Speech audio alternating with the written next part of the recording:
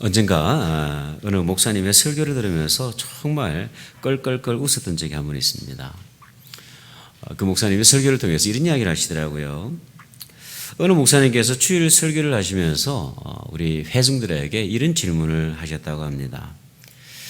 여러분, 우리가 인생을 살다 보면 원수 한 사람 정도는 이렇게 있기 마련인데 혹시 우리 가운데 원수가 단 한 사람도 없는 분이 계십니까? 혹시라도 계신다고 한다면 손을 들어주십시오.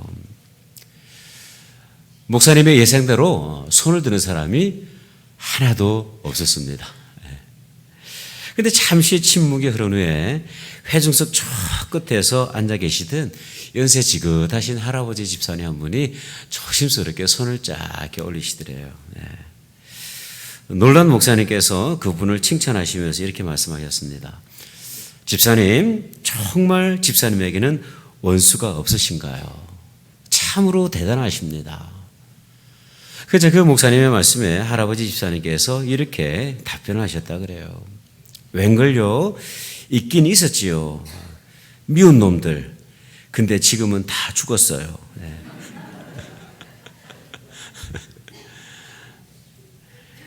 여러분, 이 참 우습기도 하지만 사실은 웃을 수 있는 이야기가 아니에요. 왜냐하면 저와 여러분의 이야기이기 때문에 그렇습니다. 우리는 원수를 사랑하고 용서하기보다는 어떻게 그 원수들을 대하냐면 그냥 세월이 지나가면 잊혀지겠지. 그냥 세월의 그 기억 속에 그냥 하나씩 던져버리는 거예요. 근데 그러다가 어느 날 옛날 기억이 팍 떠오르면 막 분노가 다시 올라오기도 하고 때로는 역설도 좀 섞기도 하고 그렇게 살아가는 것이 보편적인 우리의 모습이 아닐까 생각이 되어져요. 근데 여러분, 주님께서는 우리에게 어떻게 말씀을 하시냐면 그런 소극적인 태도가 아니라 원수를 사랑하라 말씀을 하십니다. 원수를 사랑할 뿐만 아니라 그 영혼을 위해서 기도하라 그렇게 말씀을 하셨어요. 아멘이 안 나올 줄 알았습니다. 왜냐하면 이 말씀은 우리 의지로 사실 불가능한 것 같아요. 아무리 봐도 불가능해요. 여러분, 내 삶의 언저리에서 늘 이렇게 맴돌면서 흠담을 쏟아내고 가시 같은 존재가 되어서 늘 괴롭히는 그 원수들을 여러분 어떻게 우리가 사랑할 수가 있겠습니까? 어떻게 그들을 위해서 기도할 수가 있겠어요? 그래서 많은 사람들이 오늘 본문의 말씀을 읽으면서 미리 포기합니다. 오늘의 말씀은 내가 들을 수 있는 말씀이 아니야. 나는 도저히 할 수가 없어. 언제 한번 이 본문을 가지고 제가 그 예전에 사역하던 교회에서 설교를 했더니 예배를 마치고 나가시던 집사님 한 분이 그런 이야기 하시더라고요. 목사님, 저는 예수님이 아니에요. 가시더라고요. 못하겠다는 거예요. 사실 목회자인 저도 자신이 없어요. 흉내는 낼 수 있어요. 목사는요, 흉내를 잘 냅니다. 흉내는 낼 수 있을 것 같아. 그런데 참으로 사랑하는 것은 너무나도 불가능하게 보입니다. 기도도 할 수 있는, 하는 척 할 수 있을 것 같아요. 그런데 참으로 진실로 그 영혼을 축복하면서 예수님의 사랑으로 기도하는 것은 참으로 어렵게 보입니다. 그래서 오늘 본문을 설교하는 것도 저에게 얼마나 큰 부담이 되는지 몰라요. 근데 여러분, 오늘 우리가 하나님의 말씀을 읽고 묵상하다 보면 원수를 사랑할 수 있겠구나. 원수를 위해서 기도할 수 있겠구나 하는 그 실마리가 보입니다. 원수를 사랑하는 것이 꼭 손해보는 일만은 아니라는 사실을 예수님께서 우리에게 말씀해 주셔요. 여러분, 우리가 원수를 용서하고 사랑하는 것이 힘든 이유가 있는데 그것은 뭐냐면 본질적으로 왠지 내가 손해보는 것 같은 거예요. 내가 패배자가 되는 것 같아요. 내가 왠지 그 사람에게 지는 듯한 그런 이렇게 피어시들이 막 생기는 거예요. 근데 여러분, 예수님께서는요, 우리가 참으로 원수를 사랑하고 원수를 위해서 기도하게 될 때에 참 놀라운 은혜가 있다 그렇게 말씀을 하세요. 그래서 여러분 우리가 그 은혜를 조금 묵상하고 조금 더 우리가 마음 가운데 기도 가운데 담아내면 원수를 사랑할 수 있을 것이라고 저는 감히 생각이 되어집니다. 여러분 원수를 사랑하고 용납하는 것이 참으로 어렵지만 여전히 이런 고민은 우리 숙제 가운데 있지만 그러나 원수를 사랑함으로 우리가 누릴 수 있는 하나님께서 약속하시는 그 은혜들이 무엇일까요? 첫 번째 은혜는 뭐냐면 원수를 사랑함으로 우리는 참된 하나님의 아들이 되는 것입니다. 여러분 고대 사회에는요 이에는 이, 눈에는 눈으로 대갚아 준다는 사상이 아주 지배적이었습니다. 율법의 정신도 그랬고 당시 고대 사회법도 그랬어요. 이런 것들을 우리는 동형복수법이다 그렇게 이야기를 하는데 받았으면 받은 그대로 돌려주는 거예요. 신약 시대에도 이런 사상들이 지배적이었어요. 그래서 오늘 본문은 어떻게 말씀을 하고 있냐면 43절과 45절을 보니까 이렇게 기록이 되고 있어요. 또 내 이웃을 사랑하고 내 원수를 미워하라 하였다는 것을 너희가 들었지만 그러나 나는 너희에게 이르노니 너희 원수를 사랑하며 너희를 박해하는 자를 위해서 기도하라 말씀을 합니다. 세상과 전혀 다른 그런 해법을 제시하세요. 참 너무 고통스러워. 여러분 너무 하나님 참 힘든 걸 요구하신다고 생각지 않으십니까? 내 마음을 끊임없이 흔들어 놓는 원수들을 우리가 어떻게 사랑할 수 있을까? 더구나 이런 원수들은요 항상 우리 삶 주변에 있어요. 저 캘리포니아 저 한국에 없어요. 항상 내 주변에 서성대고 있어요. 원수들이. 아예 눈에 안 보이면 그냥 마음이라도 편할 텐데 그 원수들은 어째 그렇게 내 옆에서 그냥 서성대면서 살고 있는지. 근데 여러분 우리가 좀 주목해야 될 말씀이 있는데 이어지는 45절의 말씀입니다. 이 같이 한즉 다시 말하면 원수를 사랑하고 원수를 위해서 기도할 때에 하늘에 계신 너희 아버지의 아들이 된다 말씀을 하세요. 여러분 우리가 원수를 사랑할 때 원수를 위해서 참으로 기도하게 될 때 우리가 누리는 축복이 있는데 그것은 뭐냐면 하나님의 참된 아들이 되는 것입니다. 조금 더 고상하게 표현을 하면 하나님의 성품을 닮아가는 거예요. 여러분 아들은 아버지를 닮습니다. 제가 보니까 그렇더라고요. 아버지의 앞모습도 닮고 뒷모습도 닮고 아버지의 언어 생활도 닮고 아버지의 식사 습관도 닮는 존재가 아들이더라고요. 제 막내 아들 요한이를 보면 좀 많이 닮았어요. 먼저 외모가 저랑 좀 닮았는데 제가 머리가 좀 큰 편 아닙니까? 네. 우리 요한이도 머리가 조금 커요. 네. 취미도 참 많이 닮았습니다. 아버지가 야구를 무척 좋아하는데 요한이도 야구를 너무나도 좋아해요. 식사 습관도 무척 닮았어요. 아버지는 매운 음식이 아니면 그냥 별로 맛이 없어요. 그래서 매운 걸 너무나도 좋아합니다. 청양고추 찍어 먹는 거 얼마나 좋아하는지 몰라요. 그런데 이 아버지의 습관을 요한이가 그대로 가지고 있어요. 청양고추를 그것도 고추장에 막 찍어 먹어요. 핫소스도 얼마나 좋아하는지 몰라요. 파스타를 먹을 때나 뭐 스프링롤을 먹을 때나 피자를 먹을 때도 늘 핫소스 그걸 막 이렇게 뿌려서 먹어요. 그래서 제가 아내에게 늘 타박을 받곤 합니다. 아빠가 아들 식성을 다 망쳐놨다고. 여러분 이처럼 아들은 아버지를 닮는 존재입니다. 여러분 하나님은 어떤 분이실까요? 하나님은 사랑의 본체이십니다. 하나님의 형상을 따라 우리 인간을 창조하셨지만 우리 인간을 통하여서 찬송과 경배 받으시기 위해서 우리를 지어주셨지만 우리 인간은요 그 하나님의 사랑이 너무나도 싫어서 멀리 떠나버렸어요. 아쉬울 때는 하나님을 찾기도 하지만 뭔가 배부르고 좀 살만하다 싶으면 여지없이 하나님을 떠나버리는 것이 우리들의 인생입니다. 그러다가 다시 하나님의 책망을 받으면 회개하고 다시 돌아오기도 하죠. 하지만 어느새 세상으로 향해서 걸어가는 인생들이 바로 저와 여러분들입니다. 이러한 우리의 죄를 사시기 위해서 단 하나뿐인 독생자 예수 그리스도를 십자가에 못 박혀 주셨어요. 여러분, 그 예수의 피 흘림으로 말미암아 인간의 모든 죄를 하나님께서 사해 주셨습니다. 우리 하나님은 그 정도의 하나님이세요. 하나님은 사랑이십니다. 끝까지 사랑하시는 하나님. 집 떠나간 그 탕자를 동굴 밖에서 그 애끓는 마음으로 기다리시는 마음이 하나님의 모습이죠. 여러분, 우리가 원수를 사랑하게 될 때 우리는 비로소 하나님의 성품, 하나님을 닮아가는 것입니다. 진정한 하나님의 아들이 되는 것이죠.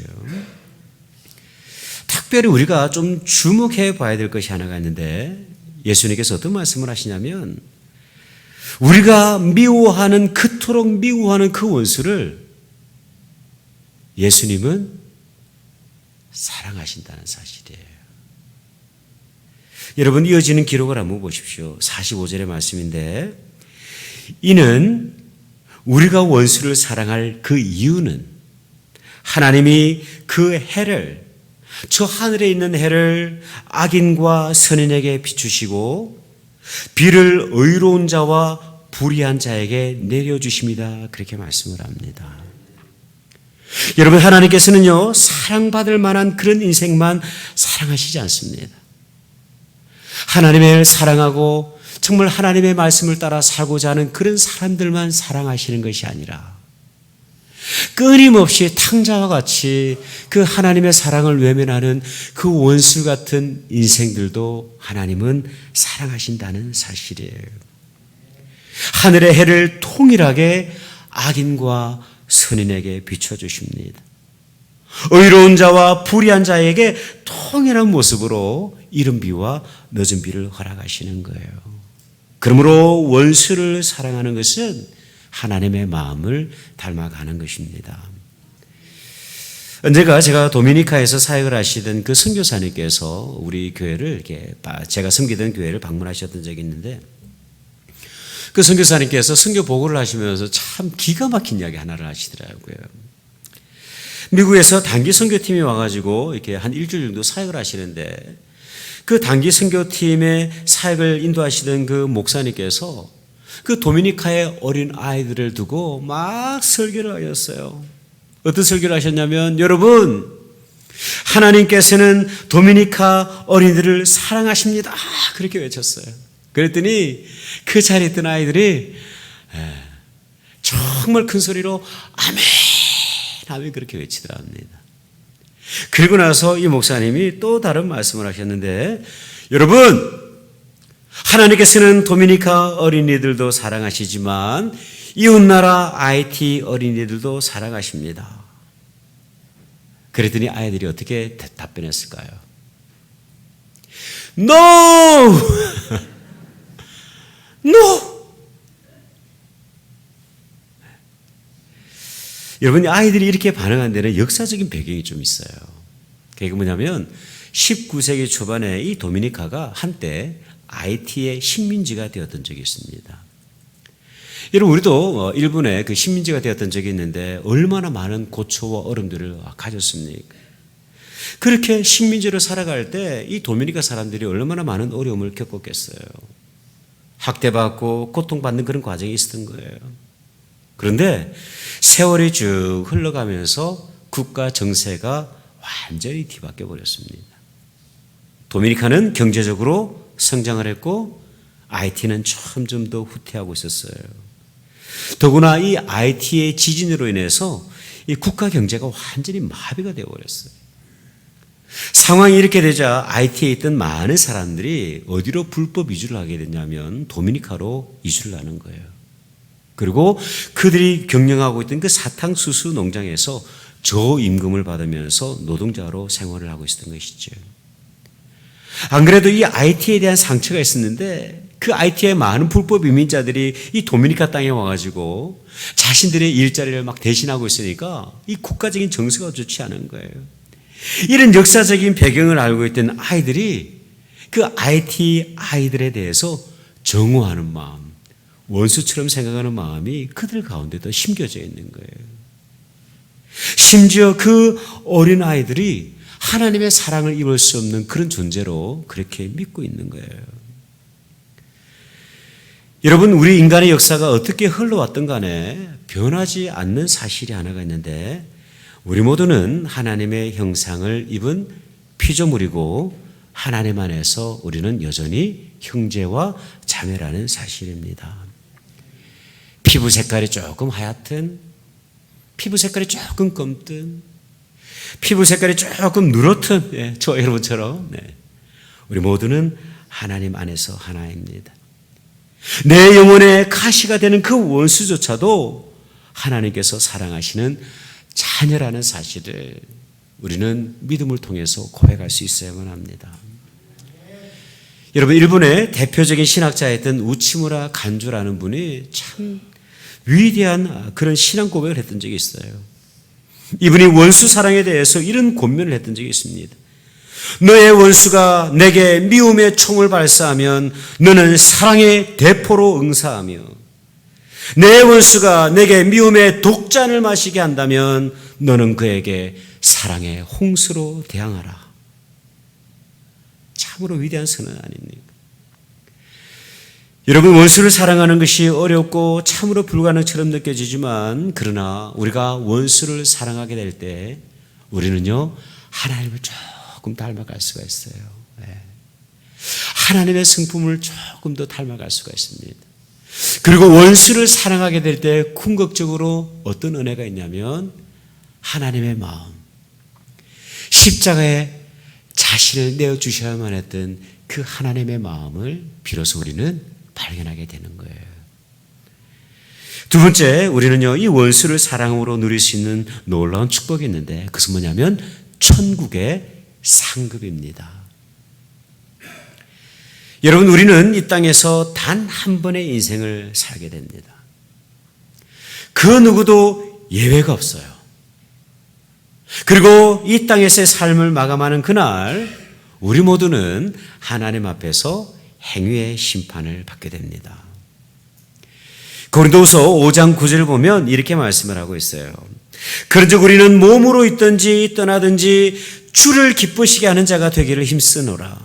이는 우리가 다 반드시 그리스도의 심판대 앞에 나타나게 되어 각각 선악간에 그 몸으로 행한 것을 따라 받으려 함이라 말씀을 합니다. 간혹 이런 질문을 하시는 분이 계세요. 목사님, 이미 우리는 예수님의 십자가 공로로 구원을 받았는데 무슨 하나님의 심판대에 서는 것이 무슨 말입니까? 이해할 수가 없습니다. 그렇게 이야기하시는 분이 계세요. 물론 틀린 말씀은 아닙니다만은, 그러나 우리가 주님을 만나는 그날에, 여러분, 성경은 우리에게 어떻게 말씀을 하시냐면, 이 땅에서 우리가 살았던 그 행위에 따른 심판을 받게 된다, 그렇게 말씀을 하고 있어요. 로마서 2장 6절과 8절의 말씀을 한번 보십시오.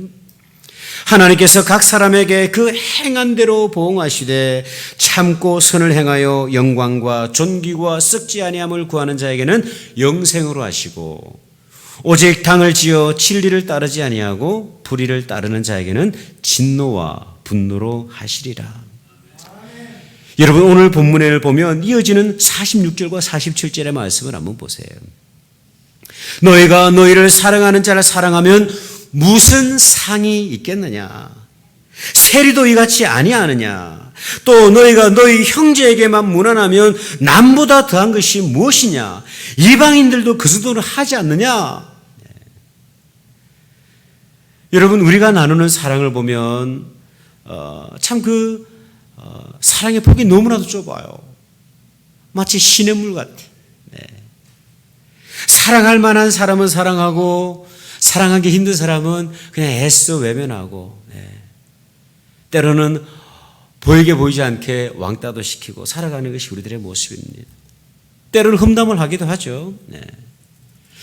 여러분, 주님은 이것이 온전한 사랑이 될 수 없다 그렇게 말씀을 합니다. 주님께서 우리에게 어떻게 말씀을 하시냐면 너희를 사랑하는 자를 사랑하는 것은 지극히 당연한 거야. 그렇게 사랑하면 하늘에 상급이 없어. 그런 사람은 저 흉악한 세리와도 같은 저 세리 같은 사람들도 그 정도 사랑은 하고 살고 있어. 너희를 좋아해주고 인정해주는 그런 사람을 무난하는 것은 세상 사람도 이방인들도 하나님을 떠나 있는 사람들도 다 하는 사랑이야. 참 사랑이란, 우리가 참으로 추구해야 될 그 사랑의 모습이란 내가 사랑할 수 없는 사람, 도저히 받아들일 수 없는 사람을 사랑하고 기도하는 것이 참 사랑이야 그렇게 말씀을 합니다. 여러분, 우리가 이렇게 사랑할 때 주님께서 주시는 상급이 있어요. 예수님께서는요, 이 산상수훈을 통해서 이렇게 말씀하십니다. 마태복음 5장 12절의 말씀이에요. 기뻐하고 즐거워하라. 하늘에서 너희의 상이 큼이라. 너희 전에 있던 선지자들도 이같이 박해하였다, 박해를 받았다 그렇게 말씀을 합니다. 원수를 사랑하고 위해서 참으로 기도하게 될 때, 여러분, 세상에서는 그것이 상이 없다고 이야기를 합니다. No reward. 그러나 하나님께서는 말씀하시기를 저 하늘나라에 하나님께서 예비하신 상급이 있다 말씀을 하셔요. 여러분, 사도 바울은요, 한평생의 삶을 마무리하던 그날 바울이 이런 고백하지 않습니까? 디모데후서 4장 7절 8절 말씀. 나는 선한 싸움을 싸우고 나의 달려갈 길을 마치고 믿음을 지켰으니 이제후로는 나를 위하여 의의 면류관이 예비되었으므로 주 곧 의로우신 재판장이 그날에 내게 주실 것이며 내게만 아니라 주의 나타나심을 사모하는 모든 자에게도 허락하신다 말씀을 합니다. 여러분, 많은 사람들이 은퇴 이후의 삶을 준비합니다. 그죠?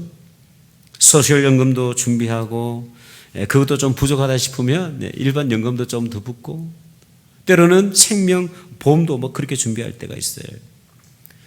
어떤 분들은 노후의 삶을 위해서 장판 밑에다가 100불짜리 수백 장을 심어놓는 분도 계시다 그래요. 믿거나 말거나. 네, 뭐 나쁘지 않아요. 필요하죠. 네, 좋습니다. 여러분, 우리는 조금 멀리 내다봐야 합니다. 영원한 생명을 가지고 있는 저와 여러분은 정말 조금 더 멀리 바라볼 수 있어야 돼요. 네. 주님 앞에 서는 그날 주님께서 허락하실 그 영광의 의의 면류관, 예수의 십자가 사랑을 붙들고 도저히 사랑할 수 없는 그 원수를 위해서 축복하며 기도했던 그 믿음의 발자취를 통해서 하나님께서는 저와 여러분에게 의의 면류관을 씌워 주실 것입니다. 언젠가 제가 제자 훈련을 하면서 용서에 관한 주제로 제가 대화를 나눴던 적이 있는데, 여러분, 원수를 사랑할 때 축복을 받습니다 그렇게 말씀을 드렸더니 거기에 계시던 집사님 한 분이 껄껄껄 웃으시면서 이런 말씀하시더라고요. 목사님, 그렇게 살다가는 이 세상에서 망해요. 무시당해요. 그런 이야기 하시더라고요. 여러분, 사실 그럴지도 모르겠어요. 무시당하고 저 사람은 무슨 왜 저래? 그렇게 생각할 수도 있어요. 그러나 여러분, 원수를 사랑하는 것은 결코 손해보는 일만은 아닙니다. 원수를 사랑하고 참으로 용납하고 기도하게 될 때 우리의 간절한 기대와 소원인 것처럼 그 모든 과정을 통해서 우리는 하나님을 닮아가는 거예요. 우리를 당신의 형상을 따라 지어주신 그 영광스러운 하나님, 그 십자가에서 자신을 내어주신 예수 그리스도를 닮아가는 은혜를 우리가 누리게 되는 거예요. 여러분, 이보다 더 큰 축복이 어디 있겠습니까? 이보다 더 영광스러운 은혜가 우리 가운데 어디 있겠어요?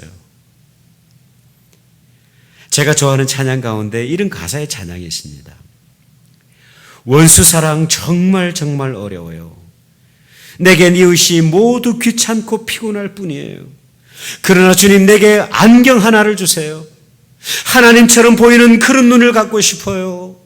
주 말씀 따라, 그 말씀 따라. 내 눈 이제 하나님 찾아 사랑할래요.